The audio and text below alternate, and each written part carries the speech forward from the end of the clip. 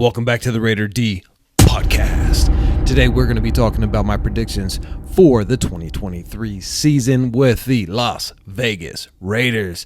Now, last night we did play the Dallas Cowboys, and I got to give them respect. I can't call them cowgirls after they did what they did to us. I'll give them their name, the Dallas Cowboys. Their offense just, played lights out. Their fourth string quarterback now. He was third string, but he got pushed back to fourth string because they made a trade for Trey Lance from the San Francisco 49ers and basically let Greer know that, hey, your time with the Cowboys is up, so go out there and show out for other teams. Maybe you can get a job elsewhere. And he did that. He threw for over 300 yards. He ran for 2 touchdowns and threw for 2 touchdowns. Our defense had no answer for him. And the most embarrassing part about this is their offensive coordinator wasn't even calling the plays. You know who was calling the plays? Dak Prescott was pretending to be a coach, literally called all the plays. They were 3 for 3 on 4th down. Okay, this is absolutely embarrassing. It reminds me of last year when we got schooled in Indianapolis when we went up against somebody who had never coached a single game in his life, and we got dominated. It's embarrassing when these things happen, right? It is a little bit different due to the fact that it is preseason, and it doesn't actually mean anything.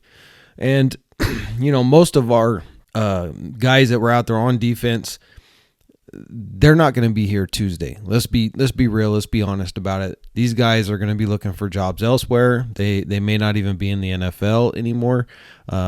So this game doesn't mean a lot. What I'm excited about is Tyree Wilson did play in 2 series, and that was really good to see. One, that he's healthy, that he was able to push the lineman out of his way. He was able to use his full strength, so he's putting all of that weight and power into his foot. That was an issue, and so it did not seem to affect him at all. Did he look rusty? Did he look like a superstar? No, he did not. He looked like a rookie. He looked like somebody who has a high upside because he's very strong and he's very athletically gifted. He's long, he's big, but he did look a little bit slow. I say that's probably just because he hasn't played football in about 10 months. I think his speed will increase. I think Max Crosby had that same issue, and then he dropped some weight, really was hitting the gym hard in training, and now Max Crosby is an absolute stud. I think Tyree Wilson can do the absolute same thing as Max Crosby because both of these guys are just athletically gifted and talented people. And so I think Tyree Wilson has a high upside. He did miss some tackles when he should have gotten his hands on the quarterback, and he didn't. He took a bad angle chasing the quarterback on one play. But you know what? That's the bad, but the good is he literally picked up linemen and threw them out of the way, and he pushed another lineman all the way back into his quarterback's face. He's very difficult to stop when he is bull rushing. He needs to get obviously more moves. He needs to get some swim moves and some spin moves. He really needs to work on his hands, but he has a huge upside. So working next to the all-time great Chandler Jones and the super stud Max Crosby, this kid has excellent tutors to teach him how to be a dominant force on that defensive line. So I'm excited about that. I think our defensive line this year, when all our starters are in there, when Tillery's in there, Max Crosby's in there, Tyree Wilson's going to be in there, Chandler Jones is going to be in there, I think we're going to have one of the top 5 defensive lines in the NFL. Now, the question mark really comes back down to our linebacking core. We really don't have any studs in the linebacking core and really no standouts. And I think that's going to be one of our biggest weak points. Obviously, we've got some upgrades, on the cornerback. And, the issue that we've always had with the cornerbacks over the past years has been that they're playing too soft, too open, and we've kind of gotten back to that Raider Nation defense, which is that press man coverage, which makes it very difficult. Now, there's pros and cons to doing zone versus press man. And so it really depends on the players that you have and your scheme and everything else. But I think that getting back to that press man really starts to help out, because you're not going to give the quarterback those quick 3-second dropbacks and the quick passes that the West Coast offense relies on, because you're in press man coverage. So if you're hogging the line of scrimmage and you're not letting the receiver just get that 5 or 6 or 7 step catch for those 7-yard passes, now the quarterback's having to take a 5-step drop back, and he's having to wait for a receiver to get open. With our defensive line, that's a good thing. We should get more sacks this year than we did last year, and we should get more turnovers, because when a quarterback is under pressure, that's when they're most often going to make the mistake and throw a pick. So we seen that in the 49ers game. We seen that in the LA Rams game. When the quarterbacks were under pressure, they threw picks. One was a pick 6, right? So we want to see more of that. So I think my prediction for the defense, as far as this part of the video goes, I think we're going to have somewhere around a top 10 defense, maybe top 10 to top 15, somewhere in between there. It'd be nice if we can get even lower than that. I think our linebacker core is going to hold us back, and that's going to be our biggest weak point, and probably our safeties. But we'll see what happens. I think if the defensive line can really push that pressure and we're doing that press man coverage, I think we're going to be pretty good. And I think we'll be able to hold teams to under 20 points, not counting last night's game against the Dallas Cowboys and how, that defense fell apart, and it wasn't even close. But again, those guys aren't going to be there. So moving on to the offense. This one's hard to tell because, Aiden O'Connell did not do great last night. And he's just the backup. But I'm big on Aiden O'Connell. A lot of people are big on Aiden O'Connell. I think he's going to have a fantastic career in the NFL. I think he has a huge upside. I think he struggles with the deep ball and the accuracy and the timing. He's got a strong arm. He can throw the deep ball. I think he needs to just work on making sure that he can lead the receiver instead of the receiver having to stop and come back to the ball, which we've seen happen a few times now, or him just completely missing the receiver altogether. But we haven't seen a lot of Jimmy G. But we kind of know what Jimmy G is. I mean, he's been in the league for like 9 years. He's an accurate passer. He's a short to mid-range passer. He can throw the deep ball. Yes, he's not the most accurate at it. No. And he doesn't do it as often as I would like to see. I think we got Trey Tucker, who's just an absolute speedster who can open up that field for those deep bombs. That's going to spread the defense out. And I think if we can do that, then it's going to open up more avenues for Devontae Adams to just completely dominate cornerbacks and safeties like he normally does. But we need to take pressure off of him by opening up that field. And then we have Josh Jacobs, the best running back in the NFL. So there you go. He signed yesterday. He's back with the team.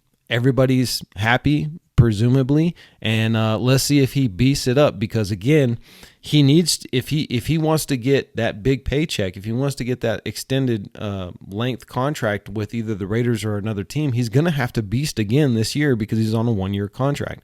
I think that's a smart move by the Raiders financially to do it the way that they did it. I think that it was a bad move to motivate future running backs. Because the future running backs they're going to look back at the Josh Jacobs episode and how the Raiders handled that. And I think future running backs are not, super studs and stars. They're not going to want to come and play for the Raiders because of this. Now, I know the Raiders aren't the only team doing this. Other teams are doing the same thing. The New York Giants were having issues with Saquon Barkley. The Colts are having an issue with their guy right now. But here's the deal, guys. I do believe that the Raiders' offense is going to be improved this year. And the reason I say that is because Jimmy G is familiar with the Patriot way offense, the Josh McDaniels offense. So I think that he'll be able to grasp it better than Derek Carr did. I think it was premature that they cut Derek Carr the way they did. I know that they figured that, if he's not grasping the system or if he's not playing the way we want him to play, let's cut him now and save some money in the long run. I get that, but I think Derek Carr is a very smart guy. I think he's played under multiple different offensive schemes, and he's always been able to pick them up. Maybe he didn't do as good last year as they wanted him to, but I think if they would have stuck with him, he would have definitely improved in the scheme this year over what happened last year. It is what it is. It's water under the bridge.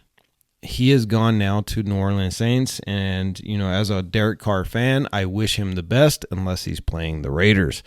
Now, Jimmy G, I believe that he is definitely going to be able to do better in this system right away than Derek Carr did last year. And because of that, it gives me some hope that our offense is going to be better this year. And so my prediction for the Las Vegas Raiders offense this year is that we will be a top 10 offense. We're very difficult to stop. The offensive line, still some question marks there on the right side. Left side is solidified. But we got Josh Jacobs. And so Josh Jacobs makes an offensive line look better than what they are. And this scares defenses. It makes linebackers come down into the box to try and stop him. It brings safeties up. And that really allows the play action to take off and be successful. It also is going to allow Devontae Adams to absolutely dominate as a wide receiver. And it's going to help our other receivers as well, including Hunter Renfrow. So I'm definitely a believer. I think we have much more depth on the offense this year than we did last year, and I'm very excited to see, as long as Jimmy G can stay healthy and he can run that offense in an effective manner, we are going to be a top 10 offense. And if we can be a top 10 offense and we can be a top 10 defense, we're going to make the playoffs, and that's my prediction. I predict that we will make a wild card playoff run. I don't think that we are still yet good enough to win the division, just simply because we have Patrick Mahomes in our division with KC. And I do 100% believe that Kansas City's coaching staff is far superior to ours.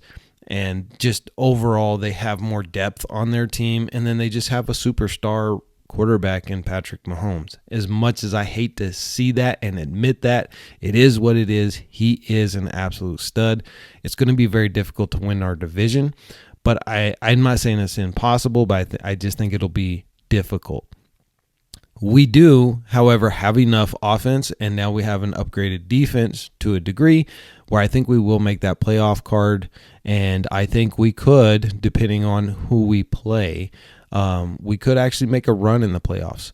I'm not going to sit here and say that we're going to make it to the Super Bowl.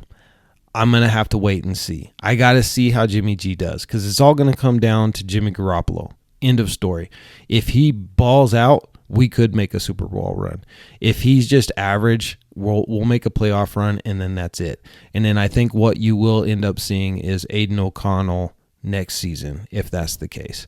But that's all I got for you guys today. This is a new Raiders channel and podcast, so please subscribe and like and drop a comment down below and let me know your guys' prediction for the season. Are we going to make the playoffs? What's our record going to be? And if we do make the playoffs, how far? Do you think we'll make it to the Super Bowl? Let me know in the comments down below. I'll see you guys in the next video.